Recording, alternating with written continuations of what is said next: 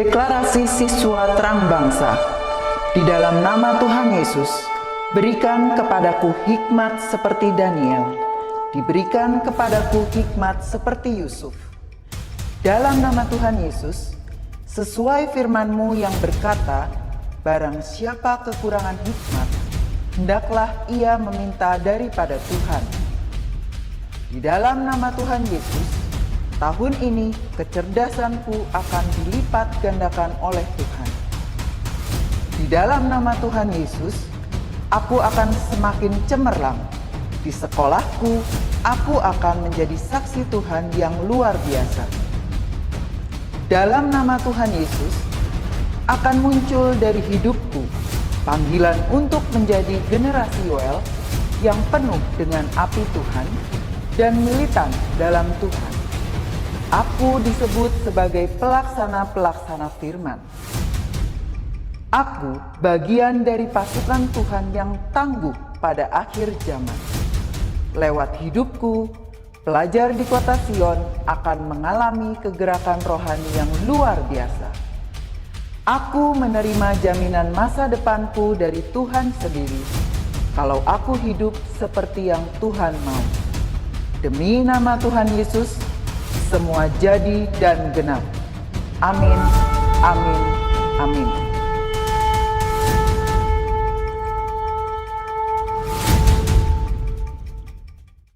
Shalom adik-adik semua, apa kabar kalian di hari ini? Kade senang sekali ya hari ini Kade bisa share di devotion pagi ini. Berjumpa meskipun secara online, kalian ada di rumah masing-masing. Tapi kita percaya ya bahwa hadirat Tuhan tidak bisa dibatasi oleh ruang dan waktu ya. Meskipun kita terpisah, hadirat Tuhan ada di tempat di mana adik-adik asal yang penting kalian merindukan Tuhan dengan sungguh hati. Kade percaya kalau hari ini kalian memulai dengan Tuhan, kalian akan melihat sukacita itu melimpah dalam hidupmu sepanjang hari ini. Engkau akan mengalami Tuhan secara pribadi ya. Mari memulai devotion pagi ini, siapkan buku catatanmu, siapkan Alkitab, lalu kemudian kita mau satukan hati kita terlebih dahulu, kita mau berdoa bagi devotion pagi ini. Yuk, lipat tanganmu, tutup mata dan kita berdoa. Tuhan Yesus, terima kasih, kami sungguh bersyukur buat kasih dan kebaikan-Mu Tuhan. Kami mau memulai devotion pagi ini dari awal sampai akhir. Tuhan Engkau sertai, Tuhan Engkau tuntun, berbicara lebih dalam hidup kami Tuhan. Kami siap untuk mendengarkan. Dalam nama Yesus, semua yang bersuka cita, semua yang siap memuji, menyembah Tuhan, mari sama-sama kita katakan amin. Ayo bangkit berdiri semuanya di tempat dimanapun kalian berada pagi ini. Kita mau punya satu komitmen bahwa kita mau memuji, kita mau menyenangkan hati Tuhan ya. Pagi ini yuk, Tuhan kita itu kasih-Nya besar dalam setiap kehidupan kita. Siapkan hatimu, kita mau angkat pujian satu ini. Katakan, begitu besar kasih telah tercurah bagi dunia, bagi hidup kalian dan bagi hidup Kade tentunya. Sama-sama kita angkat pujian ini dengan segenap hati. Begitu besar kasih telah tercurah bagi dunia, karya-Mu, kasih-Mu yang termulia, tiada terselami, besar dan ajaib perbuatan-Mu. Kau beri hidup-Mu bagi diriku, tiada yang seperti-Mu. Kau berkuasa selamanya, ku puji Kau selalu.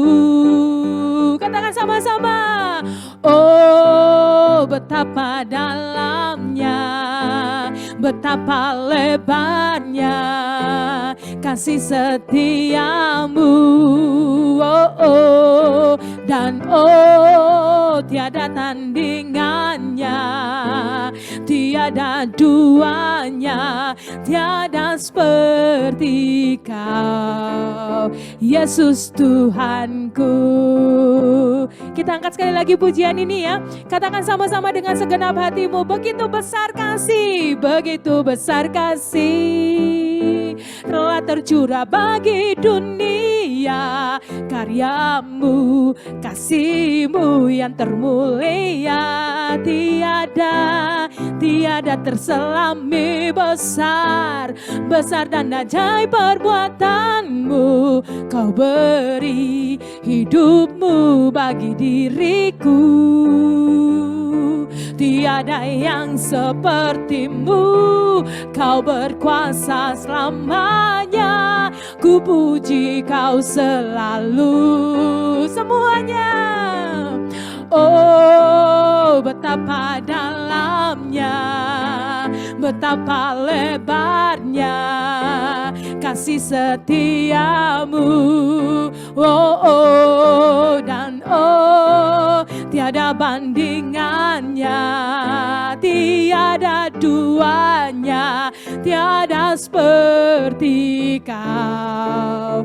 Yesus Tuhanku, anugerah-Mu selalu baru, tiada berkesudahan. Beri kemuliaan yang luar biasa buat Tuhan kita, haleluya. Tuhan kita kasihnya besar dalam hidup kita adik-adik ya. Mari dengan segenap hatimu jadikan pujian ini sebagai doa kita di hadapan Tuhan. Katakan, oh betapa dalamnya, betapa lebarnya kasih setiamu. Oh, oh, dan oh, tiada bandingannya, tiada duanya, tiada seperti kau. Yesus Tuhanku. Oh, oh, oh, oh, oh, oh, oh,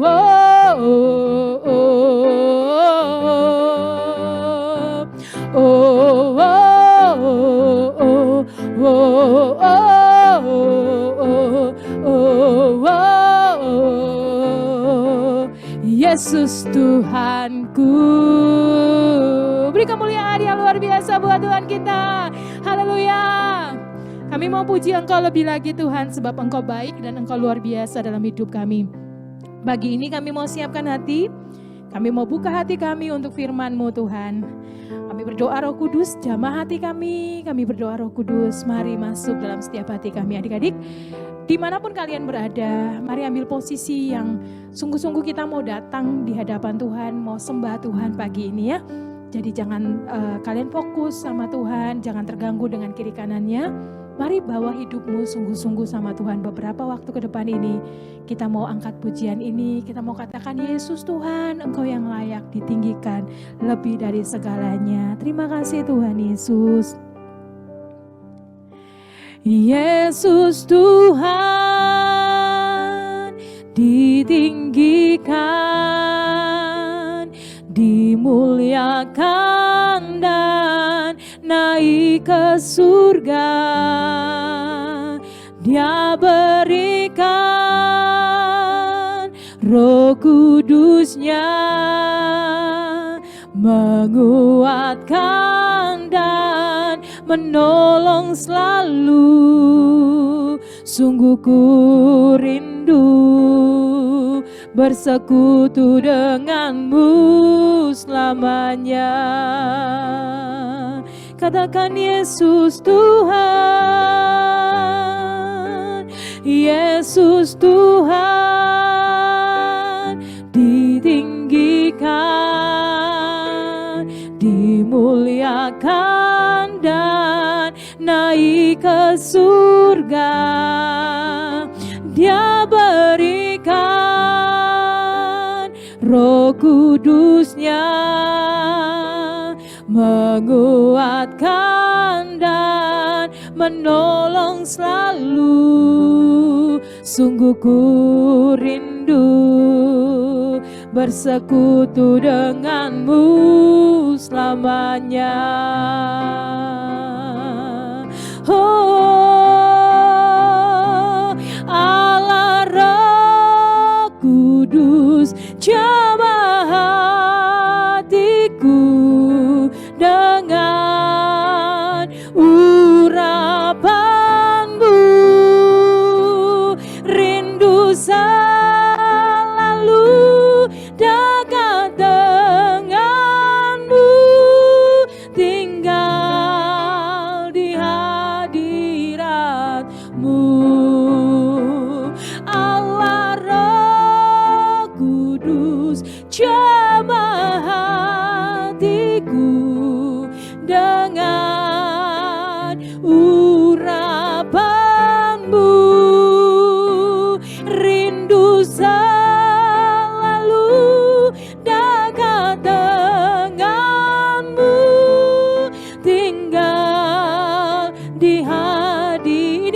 kami Tuhan Yesus. Allah Roh Kudus, jamah hatiku dengan urapan-Mu. Rindu selalu dekat dengan-Mu, tinggal di hadirat. Lebih lembut lagi, Allah Roh Kudus, Allah Roh Kudus, jamah hatiku dengan urapan-Mu. Rindu selalu dekat dengan-Mu, tinggal di hadirat-Mu. Rindu selalu dekat dengan-Mu, tinggal di hadirat-Mu. Rindu selalu dekat dengan-Mu, tinggal di hadirat-Mu. Allah Roh Kudus, penuhi hati kami. Allah Roh Kudus, jamah setiap hidup kami. Kami mau sharing Tuhan, kami mau bagikan tentang Engkau.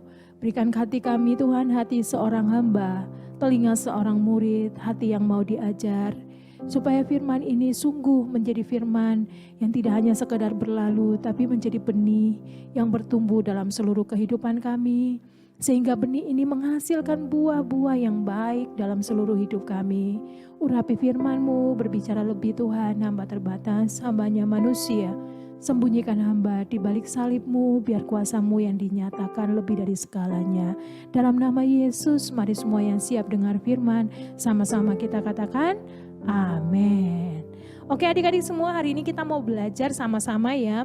Belajar sama-sama berarti bukan hanya adik-adik yang mau belajar, tapi Kade juga hari ini mau belajar tentang kebenaran ini. Kade mau share tentang sebuah hubungan yang sangat luar biasa. Kenapa Kade bilang ini hubungan yang sangat luar biasa? Karena ada sesuatu yang besar yang terjadi lewat hubungan ini. Kita mau belajar sama-sama hari ini ya. Dalam Amsal 17 ayat 17 dikatakan bahwa seorang sahabat menaruh kasih setiap waktu dan menjadi saudara dalam kesukaran. Nah, ini firman yang sangat luar biasa. Siapa yang punya sahabat? Ayo, coba bisa angkat tangannya. Kade punya ada 2 atau 3 sahabat baik ya. Sahabat itu adalah orang yang dekat dengan kita. Sahabat itu adalah orang yang bersedia mendengarkan cerita-cerita kita. Sahabat itu adalah orang yang waktu kita ngalami kesulitan, dia itu selalu ada bersama-sama dengan kita. Sahabat itu adalah orangnya waktu kita ngalami senang ya, sukacita, dia itu adalah orang yang turut senang bersama-sama dengan kita. Nah, adik-adik ketika kita mendengar sahabat, pasti semua orang bilang saya punya sahabat baik. Tapi sahabat yang kita mau pelajari ini ada dari 4 orang teman yang sangat baik ya. Mereka ini teman yang sangat luar biasa menurut Kak D. Karena mereka berteman bukan hanya baik pada saat sahabatnya senang aja. Tapi mereka ini berteman bahkan pada saat temannya dalam kesusahan. Mereka tetap ada untuk menolong temannya. Nah kita mau belajar sama-sama. Kak D percaya kalian dalam usia-usia ini pasti lagi punya banyak berteman dengan banyak sekali teman-teman ya. Dalam satu kelas ada banyak teman, tapi Kak Dia percaya kalian pasti punya beberapa sahabat. Nah kita mau belajar tentang bagaimana kita bisa membangun hubungan yang terus manis dengan sahabat kita ya. Kita lihat dalam kitab Markus, kita mau baca di Markus 2 ayat 1 sampai ayatnya yang ke-12.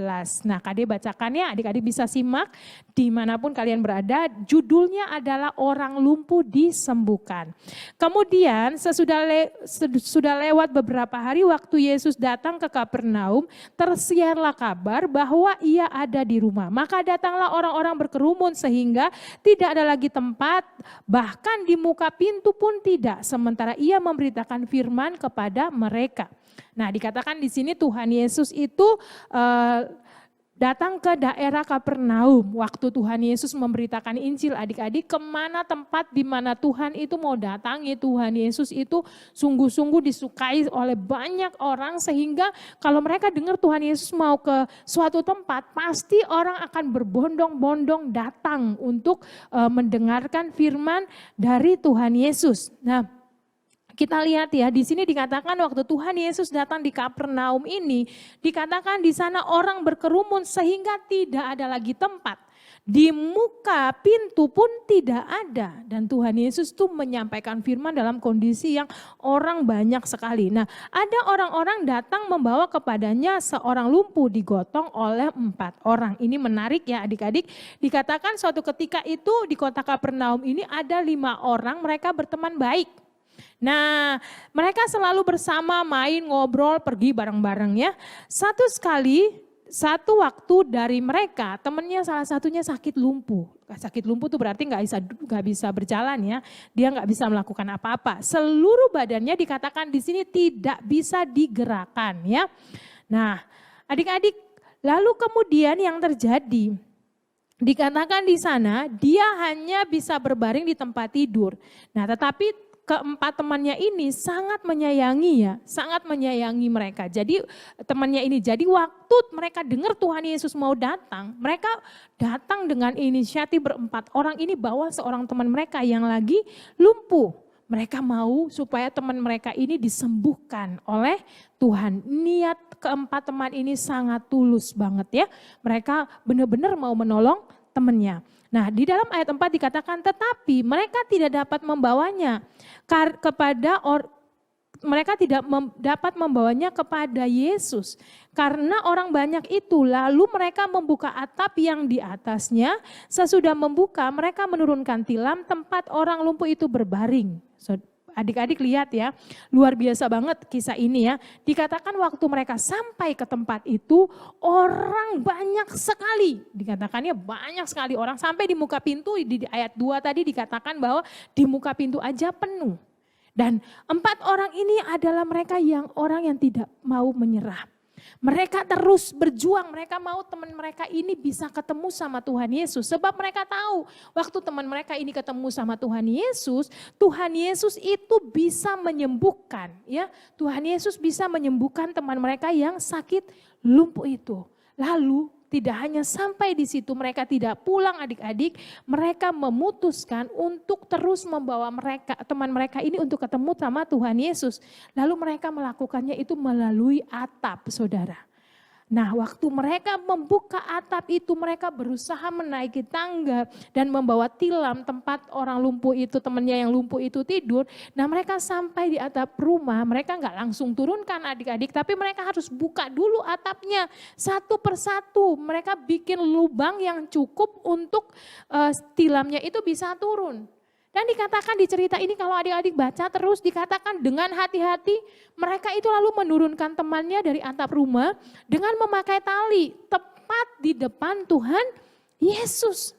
Nah, waktu melihat ini adik-adik semua orang di rumah itu terkejut. Bayangkan ya, Tuhan Yesus lagi ngomong tiba-tiba ada yang turun dari atasnya, tilam turun dengan orang lumpuh yang tertidur itu. Nah, dikatakan di sana orang-orang terkejut oleh apa yang dilakukan oleh 4 orang itu. Dan ketika Tuhan Yesus melihat, saudara, luar biasa banget, ketika Tuhan Yesus melihat orang lumpuh itu, dikatakan Tuhan Yesus berkata, "Hai anakku, dosamu sudah diampuni." Kemudian berkatalah Tuhan Yesus kepada orang lumpuh itu, "Kepadamu kukatakan bangunlah, angkatlah tilammu, tempat tidurmu dan pulanglah ke rumahmu." Maka orang lumpuh itu bangun, segera mengangkat tilamnya, tempat tidurnya, lalu pergi keluar dan dilihat oleh semua orang yang di rumah itu dan seluruh orang yang berada di daerah itu, sehingga semua orang takjub dan memuliakan Allah seperti yang mereka lihat. Adik-adik, Tuhan Yesus melakukan mujizat bagi orang lumpuh ini. Tapi adik-adik tahu enggak? Dari apa yang dilakukan Tuhan Yesus itu dibaliknya ada 4 orang temannya yang mereka itu tidak menyerah. Waktu mereka punya niat untuk menolong temannya. Mereka tahu temannya ini kalau ketemu sama Tuhan Yesus pasti sembuh. Kalau temannya ini ketemu sama Tuhan, Tuhan datang dan Tuhan melihat temannya ini pasti temannya sembuh. Itu yang membuat mereka berjuang adik-adik. Gak mudah loh. Ngangkat gotong satu orang yang gak bisa apa-apa tidur. Kemudian bawa mereka buka itu atap. Lalu mereka turunkan tepat di depan Tuhan Yesus. Lalu apa yang terjadi? Tuhan Yesus menyembuhkan temannya ini. Adik-adik dari sini kita belajar apa? Di luar sana ada banyak teman-teman kita yang mungkin belum ketemu sama Tuhan Yesus. Hari ini kita mau belajar untuk menjadi seorang teman yang mengajak teman kita datang kepada Tuhan Yesus. Tahu gak adik-adik, di waktu-waktu ini, di masa-masa ini banyak sekali orang yang butuh Tuhan Yesus. Tapi mereka gak ngerti gimana caranya. Yang tahu itu kita. Kita yang bertumbuh di tempat di gereja kita masing-masing, kita punya komunitas-komunitas kita masing-masing.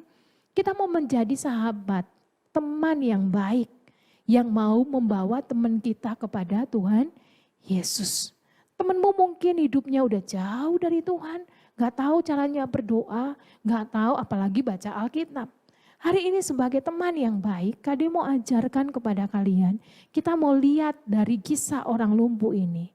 Bawalah temanmu kepada Tuhan Yesus. Supaya dia mengalami mujizat dalam hidupnya. Supaya Tuhan Yesus bisa menolong dia. Ada banyak teman-teman di sekitar kita yang butuh Tuhan. Atau mungkin saudara kita yang butuh Tuhan. Kita mau belajar jadi teman yang baik. Yang membawa teman kita ke Tuhan. Adik-adik bayangkan ya, kalau keempat teman orang lumpuh ini mereka nyerah. Mereka gak mau menolong temannya. Maka Kade percaya kisah ini gak akan ditulis. Karena orang lumpuh ini gak ketemu sama Tuhan dan gak ngalami yang namanya mujizat Tuhan. Tapi karena ada 4 orang temannya yang gak menyerah, tapi terus berjuang membawa temannya ini ke Tuhan. Sehingga temannya ini hidupnya dipulihkan oleh Tuhan. Dia mengalami kesembuhan yang luar biasa. Dan kita bisa lihat dalam kisah ini di kitab Injil. Kalian bisa baca, kita bisa tahu bagaimana kualitas pertemanan yang baik. Sahabat yang baik itu adalah sahabat yang selalu setia sama temannya. Yang menolong dalam kesulitan, yang menolong dalam kesusahan. Dan bersuka cita ketika temannya itu berhasil. Hari ini kita mau belajar ya dari 4 orang lumpuh ini. Nah hari ini kalian pasti punya teman. Dalam hubungan pertemanan Kade mau bilang kadang ada yang namanya bertengkar, marah sama temennya. Tapi Kade mau bilang marah gak boleh lama-lama ya. Marah gak boleh lama-lama, cepet-cepetlah berdamai dengan temenmu. Sayangi temenmu ya. Kalau hari ini mungkin kalian merasa Kade saya sama teman saya lagi marahan. Saya gak mau ngajakin dia. Jangan seperti itu ya. Kita belajar dari kisah 4 orang ini. Luar biasa pertemanan. Teman kita, pertemanan kita itu bisa membawa dampak bagi orang teman yang ada di sekeliling kita ya. Oke, demikian firman Tuhan yang Kade sampaikan hari ini. Mari kita mau lipat tangan kita mau tutup mata kita mau berdoa bagi firman ini ya. Supaya setiap dari kita menjadi 4 orang teman yang baik ini yang membawa temannya datang kepada Tuhan Yesus dan teman yang alami mujizat Tuhan yang mau bisa angkat tangannya. Kade mau menjadi bagian orang yang membawa orang untuk datang kepada Tuhan Yesus. Kita angkat pujian ini dan Kade berdoa bagi setiap kalian supaya sepanjang hari ini waktu kalian mengikuti pelajaran secara online, Tuhan berkati dengan damai sejahtera, kekuatan dan kesehatan yang luar biasa bagi kehidupan kalian semua. Allah roh Kudus, jamah hatiku dengan urapanmu. Rindu selalu dekat denganmu, tinggal di hadiratmu. Allah Roh Kudus, jamah hatiku dengan urapanmu. Rindu selalu dekat denganmu, tinggal di hadiratmu, tinggal di hadiratmu, tinggal di hadiratmu. Tuhan Yesus, terima kasih. Hamba selesai menyampaikan kebenaran-Mu. Hamba berdoa Roh Kudus menyapa setiap hati anak-anak hari ini. Jadikan mereka sahabat-sahabat yang baik Tuhan, yang membawa temannya datang kepada Tuhan Yesus. Tuhan berkati kehidupan mereka sepanjang hari ini. Tuhan berkati pelajaran-pelajaran yang akan mereka pelajari. Tuhan berikan kekuatan, hikmat, pengurapan, pewahyuan. Berkati juga Miss dan Sir, berkati juga sekolah ini, yayasan, bahkan semua hal. Kami berdoa Tuhan bagi pengembangan anak-anak ini ke depan. Tuhan Engkau mengurapi dan memberkati. Mengucap syukur buat devotion pagi ini Tuhan. Biar firman ini sungguh-sungguh bertumbuh dalam setiap kehidupan anak-anak. Supaya mereka menjadi teman-teman yang baik. Yang membawa temannya untuk datang kepada Tuhan Yesus. Terima kasih Tuhan, ini doa kami. Dalam nama Yesus kami berdoa. Mari yang percaya sama-sama kita katakan amin. Oke adik-adik semua, demikian devotion pagi ini. Kade senang sekali setiap kali Kade men-sharingkan kebenaran firman Tuhan lewat devotion di setiap hari buat kalian semua. Kade percaya bahwa Tuhan itu begitu baik bagi kehidupan anak-anak yang ada di kota Cirebon. Mari sama-sama terus belajar, terus bertumbuh dan terus mengenal Tuhan.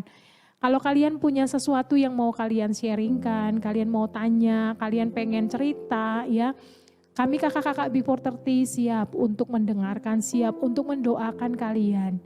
Kalian boleh hubungi kami di kontak nanti yang tertera di layar di mana kalian berada, layar handphone, layar laptop, kalian bisa cerita, kalian bisa share ya, nanti Kade sertakan nomor telepon WA yang bisa kalian hubungi untuk kalian share dan kakak-kakak siap untuk mendoakan setiap kalian.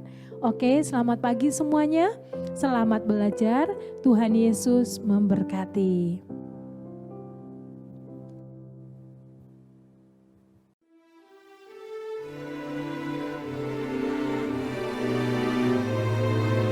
Mazmur 91 ayat 1-16. Dalam lindungan Tuhan. Orang yang duduk dalam lindungan yang maha tinggi dan bermalam dalam naungan yang maha kuasa akan berkata kepada Tuhan, tempat perlindunganku dan kubu pertahananku, Allahku yang kupercayai. Sungguh Dialah yang akan melepaskan aku dari jerat penangkap burung, dari penyakit sampar yang busuk. Dengan kepaknya, ia akan menudungi engkau. Di bawah sayapnya, engkau akan berlindung. Kesetiaannya ialah perisai dan pagar tembok. Engkau tak usah takut terhadap kedahsyatan malam, terhadap panah yang terbang di waktu siang, terhadap penyakit sampar yang berjalan di dalam gelap, terhadap penyakit menular yang mengamuk di waktu petang. Walau 1000 orang rebah di sisimu dan 10.000 di sebelah kananmu, tetapi itu tidak akan menimpamu. Engkau hanya menontonnya dengan matamu sendiri dan melihat pembalasan terhadap orang-orang fasik. Sebab Tuhan ialah tempat perlindunganmu yang maha tinggi telah kau buat tempat perteduhanmu. Malapetaka tidak akan menimpa kamu, dan tulah tidak akan mendekat kepada kemahmu. Sebab malaikat-malaikatnya akan diperintahkannya kepadamu untuk menjaga engkau di segala jalanmu. Mereka akan menatang engkau di atas tangannya, supaya kakimu jangan terantuk kepada batu. Singa dan ular tedung akan kau langkahi. Engkau akan menginjak anak singa dan ular naga. Sungguh, hatinya melekat kepadaku, maka aku akan meluputkannya. Aku akan membentenginya, sebab ia mengenal namaku. Bila ia berseru kepadaku, aku akan menjawab. Aku akan menyertai dia dalam kesesakan. Aku akan meluputkannya dan memuliakannya. Dengan panjang umur akan kukenyangkan dia, dan akan kuperlihatkan kepadanya keselamatan daripadaku. Amin.